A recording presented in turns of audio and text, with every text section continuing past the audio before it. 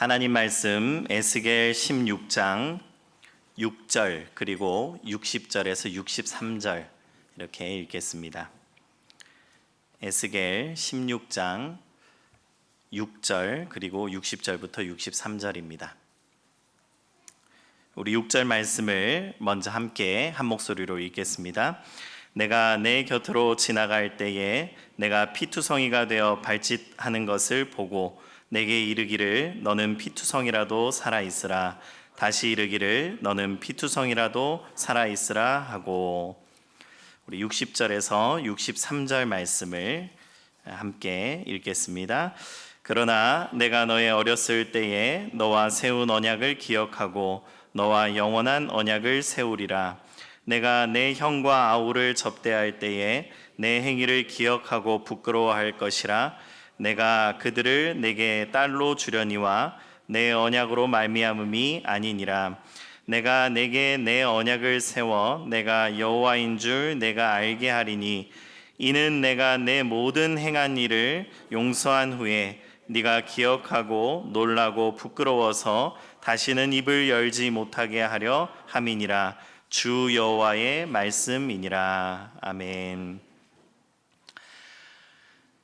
제가 이제 우리 첫째 때는 아이를 낳고 나서 이 남편들이 탯줄을 자르지 않습니까? 근데 제가 병원에서 그거를 할 수 없게 해가지고 첫째 아들 탯줄을 못 잘랐습니다.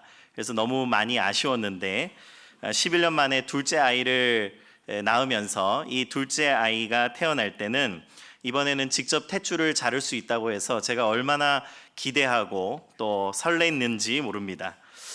그렇게 저는 이제 상상하기로는 수술실에 제가 들어가서 이 엄마 뱃속에서 나온 탯줄, 긴 탯줄을 제가 딱 싹둑 자르는 줄 알았습니다. 그런데 현실은 조금 달랐는데 이 아이는 이미 수술실에서 탯줄이 잘린 채로 밖으로 나왔고 제가 한 일은 요 조금 남아있는 탯줄을 정리하는 일이었습니다. 그런데도 그 짧은 순간이 저한테 얼마나 의미가 있었는지 모릅니다. 이 작은 아이를 바라보면서 한 생명이 우리 가정에 왔다는 그 경이로움이 저에게 느껴졌었고 또 이 아이를 이제부터 책임져야 한다라는 묵직한 책임감이 밀려왔습니다. 아이를 향한 거룩한 환영의 시간이었다라고 말할 수 있겠습니다. 그런데 오늘 본문을 보면 전혀 다른 한 아이의 탄생을 보여줍니다. 축복도 환영도 돌봄도 없는 비참한 출생입니다. 4절에서 5절 말씀을 16장 4절에서 5절 말씀을 새 번역 성경으로 제가 한번 읽어드리겠습니다. 내가 태어난 것을 말하자면 네가 태어나던 날 아무도 내 탯줄을 잘라주지 않았고 내 몸을 물로 깨끗하게 씻어주지 않았고 내 몸을 소금으로 문질러 주지 않았고 내 몸을 포대기로 감싸주지도 않았다. 이 모든 것 가운데에서 한 가지만이라도 너에게 해줄 만큼 너를 불쌍하게 여기고 돌보아 준 사람이 없다. 오히려 네가 태어나던 바로 그날에 사람들이 내 목숨을 천하게 여기고 너를 내다가 들판에 버렸다. 여러분, 여기서 소금으로 문지르다라는 표현이 좀 낯설 수도 있을 겁니다. 이 고대 이스라엘에서는 아이의 피부를 강하게 하기 위해서 그리고 그의 성품에 좋은 영향을 미친다는 믿음으로 생후 7일째에 아이에게 좋은 소금을 문질러 주는 그런 의식이 있었습니다. 거친 세상에 태어난 아이를 향한 가족의 축복과 환영입니다. 그런데 이 아이는 아무것도 받지 못했습니다. 탯줄을 잘라줄 사람도 없었고 몸을 씻겨줄 사람도 포대기에 감싸줄 사람도 없었습니다. 태어난 첫날부터 죽음을 기다리는 비참한 존재였습니다. 여러분, 하나님께서는 이 아이가 예루살렘이다라고 말씀하십니다. 예루살렘은 이스라엘은 고귀한 민족이 아니었습니다. 그들은 하나님께 선택받을 만한 어떠한 혈통도 자격도 공로도 없는 자들이었습니다. 그들은 처음부터 버려진 존재였습니다. 하나님께서 이스라엘이 필요해서 선택할 만한 이유는 아무것도 없었습니다. 그리고 우리의 삶도 크게 다르지 않습니다. 여러분, 우리가 얼마나 연약한 존재인가, 우리가 얼마나 비참한 존재인가, 그 이야기를 이 에스겔 16장이 말씀해 주고 있습니다. 하나님의 손길이 닿기 전에, 하나님의 눈길이 머물기 전에, 하나님의 숨결이 닿기 전에 우리는 그저 버려진 핏덩이와 같은 존재들이다. 이것이 성경이 말하고 있는 우리 인간의 본질인 줄 기억하시기 바랍니다. 여러분, 그때 하나님께서 이 버려진 핏덩이 곁을 지나가십니다. 그리고 말씀하시는데 오늘 우리가 함께 읽었던 6절 말씀입니다. 다시 한번 세번역 성경으로 읽어보겠습니다. 그때 내가 내 곁으로 지나가다가 핏덩이로 버둥거리는 너를 보고 핏덩이로 누워있는 너에게 제발 사람만 달라고 했다. 핏덩이로 누워있는 너에게 제발 사람만 달라고 했다. 우리가 읽은 이 개역 개정 성경에서는 피투성이라도 살아라 라고 이제 많이들 들어보셨을 겁니다. 근데 원래 이 본문을 더 잘 번역한 게 이 세번역 성경입니다. 피투성이라기보다는 핏덩이, 그러니까 갓 태어난 그 아기를 의미하는데요. 하나님께서 이 핏덩이, 버려진 핏덩이 곁을 지나가며 말씀하신 이 한마디, 제발 사람만 달라, 제발 사람만 있어 달라. 하나님께서 이렇게 말씀하신 그 한마디가 모든 것을 바꾸었습니다. 생명이 여기에서 시작됐다라는 것입니다. 7절 말씀도 이어서 제가 한번 읽어드리겠습니다. 그리고서 내가 너를 키워 들의 풀처럼 무성하게 하였더니 네가 크게 자라 보석 가운데서도 가장 아름다운 보석처럼 되었고 내 가슴이 뚜렷하고 머리카락도 길게 자랐는데 너는 아직 벌거벗고 있었다. 여러분, 살게 하신 분도 하나님이시고 또 키우신 분도 하나님이십니다. 생명은 우리의 의지로 된 것이 아닙니다. 하나님께서 지나가셨기 때문에 우리에게 생명이 주어진 것입니다. 하나님께서 지나가시며 그냥 지나치지 않으셨기 때문에 우리에게 생명이 주어진 것입니다. 하나님께서 우리를 바라보셨기 때문이고 하나님께서 우리에게 살아있으라고 말씀하셨기 때문입니다. 우리는 늘 나의 노력으로 여기까지 왔다라고 생각합니다. 여러분, 그렇지 않습니까? 내가 열심을 내서, 내가 열심히 살아서 지금 내가 되었다라고 생각합니다. 그러나 성경은 전혀 다른 인생의 해석을 해주고 있습니다. 내가 붙들어서, 내가 열심히 살아서, 내가 잘 버텨서 여기까지 온 게 결코 아니라 하나님께서 붙드셔서 오늘도 살아있다라는 말씀입니다. 생명의 시작도 은혜이고 우리의 모든 성장의 과정도 은혜이고 지금 살고 있는 모든 것이 은혜다라고 하나님께서 말씀하십니다. 그런데 하나님께서 이 아이를 살리신 목적은 단순히 목숨만 이어가기 위함은 아니었던 것 같습니다. 에스겔 16장 8절 말씀을 한번 보십시오. 그때에 내가 내 곁으로 지나가다가 너를 보니 너는 한창 사랑스러운 때였다. 그래서 내가 내 몸 위에 나의 겉옷자락을 펴서 내 벗은 몸을 가리고 너에게 맹세하고 너와 언약을 맺어서 너는 나의 사람이 되었다. 나 주 하나님의 말이다. 그리고 13절 말씀을 한번 보시면 13절 마지막에 이렇게 말씀합니다. 마침내 왕비처럼 되었다. 여러분, 잠깐 앞서 시간을 되돌려 보십시오. 무엇부터 시작했습니까? 탯줄도 잘라주지 못하고 소금도 발라주지 못하고 아무것도 할 수 없이 그날 태어나서 그날 죽을 수밖에 없었던 버려진 핏덩이였는데 몇 절 지나지 않아서 마침내 왕비처럼 되었다라고 말씀하고 있습니다. 하나님께서 버려진 핏덩이를 살려두는 것으로 만족하지 않으시고 그를 당신의 신부로 삼으셨습니다. 사랑하는 성도 여러분, 하나님께서 우리에게 은혜를 주셨습니다. 그런데 그 은혜의 목적은 생존이 아니라 하나님과의 사랑의 관계임을 늘 기억하시기 바랍니다. 하나님께서 그냥 우리에게 건강하게 오래 살아라, 네가 돈 많이 벌고 열심히 살아라, 그렇게 생명을 주신 것이 아니라 하나님께서는 분명한 목적이 있으시다라는 겁니다. 그것은 우리에게 생명을 주시고 하나님과 함께하는 삶, 하나님을 사랑하는 삶, 그래서 예배하는 삶으로 우리를 초청하시고 부르셨음을 믿으시기 바랍니다. 하나님의 목적은 여기서 끝이 아닙니다. 14절 말씀을 한번 보십시오. 우리 같이 한번 읽어보겠습니다. 내 아름다움 때문에 내 명성이 여러 이방 나라에 퍼져나갔다. 내가 내게 베푼 화려함으로 내 아름다움이 완전하게 된 것이다. 나 주 하나님의 말이다.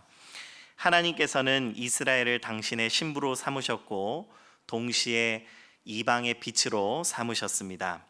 하나님께서 입히신 그 아름다움을 열방에 퍼져나가게 하는 복의 통로로 삼으셨다라고 말씀하고 있습니다. 여러분, 그래서 하나님께서 우리에게 은혜를 주신 목적, 우리를 살리신 목적, 우리에게 생명 주신 목적은 너무나 분명합니다. 하나는 예배이고 다른 하나는 선교입니다. 예배는 하나님을 사랑하는 삶이고 선교는 하나님께 받은 사랑을 세상으로 흘려보내는 삶이다라고 말할 수 있겠습니다. 하나님께서는 우리를 그냥 오래 살게 하려고 구원하신 것이 아니라 하나님을 사랑하고 이웃을 사랑하는 사람으로 살기 위해서 살도록 그렇게 구원하셨음을 믿으시기 바랍니다. 그런데 여기서 비극이 시작됩니다. 15절 말씀을 한번 보십시오. 그런데 너는 내 아름다움을 믿고 내 명성을 의지하여 음행을 하였다. 지나가는 남자가 원하기만 하면 누구하고나 음행을 하여 내 이름을 그의 것이 되게 하였다. 여러분, 이스라엘은 하나님의 은혜를 자기의 능력으로 착각했습니다. 그래서 하나님께서 입혀주신 아름다움을 자신의 아름다움으로 믿었습니다. 하나님께서 주신 명성을 자신의 명성으로 여겼습니다. 이 대목이 저에게 너무나 충격적이었습니다. 어떻게 이럴 수 있지라는 생각이 들어서 충격적이었던 것이 아니라 너무나 내 인생 같아서 충격적이었습니다. 마치 이것이 운명인 것처럼 느껴졌습니다. 결국 실패하는 짜여진 각본처럼 느껴지기도 했습니다. 이 14절까지 말씀을 진지하게 읽어 나가면서 어떠셨습니까? 이대로 쭉 잘 나가겠다 생각하셨습니까? 그게 아니라 조마조마하고 불안불안한 마음들이 이미 우리 안에 있다라는 것입니다. 저렇게 잘 커서 그 왕비가 되어서 예배하고 선교하는 삶을 잘 살면 좋을 것인데 그러지 못할 것 같은 그 불안함들이 우리 안에 있는 것이죠. 여기서 정말 가슴 아픈 대목이 나오는데 죄는 결코 나 한 사람으로 끝나지 않는다는 것입니다. 20절과 21절 말씀을 한번 보십시오.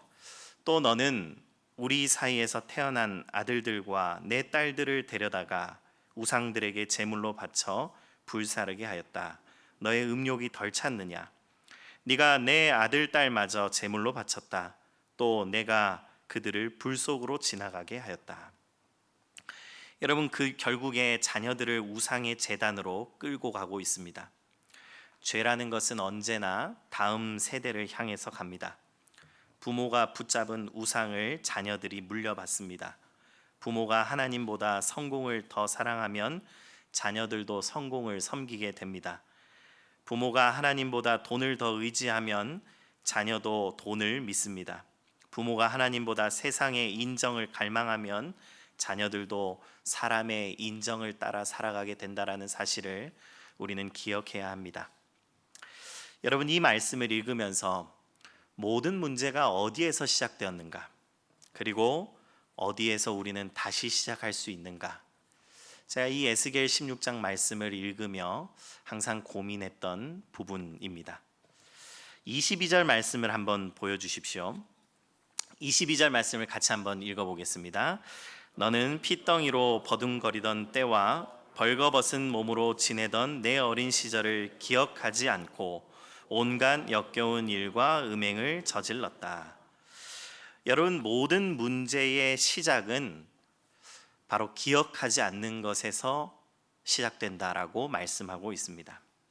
네가 버려졌던 나를 잊었고 나를 살려주신 그 은혜를 잊었고 왕비가 되기 전에 비참했던 본질을 잊었다.